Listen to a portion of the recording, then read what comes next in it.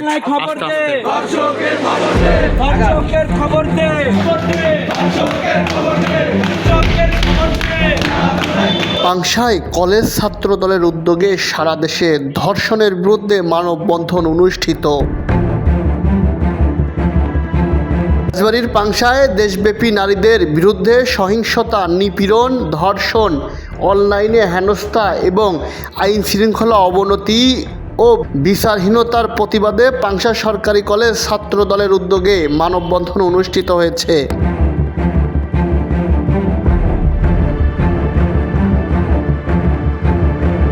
আজ সোমবার 10 মার্চ সকাল 11টায় পাংশা সরকারি কলেজ চত্বরে এই মানববন্ধন অনুষ্ঠিত হয়।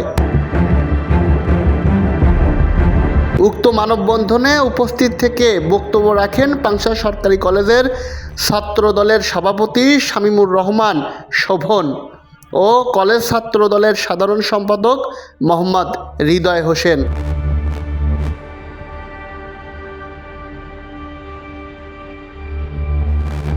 বক্তব্যে তারা বলেন, দেশে ধর্ষণের ঘটনা ক্রমাগতই বাড়ছে। শিশু থেকে বৃদ্ধা কেউই রেহাই পাচ্ছে না, কিন্তু এই সব ঘটনায় বিচারের উদ্যোগ নেই। অপরাধীরা জানে যে তারা আইনের ফাঁক গলে বেরিয়ে যেতে পারবে, তাই তাদের ভয় নেই। আমরা এমন একটি দেশ চাই যেখানে কোনো ধর্ষক মুক্তভাবে ঘুরে বেড়াতে পারবে না। প্রতিটি ধর্ষকের সর্বোচ্চ শাস্তি নিশ্চিত করতে হবে।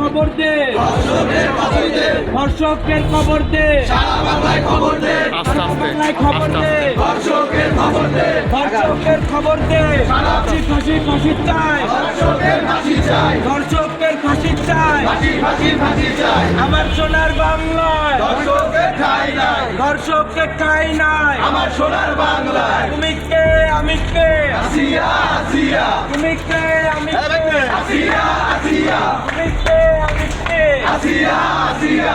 আমার বাংলায় খবর দে, ধর্ষকের খবর দে, ধর্ষকের খবর দে।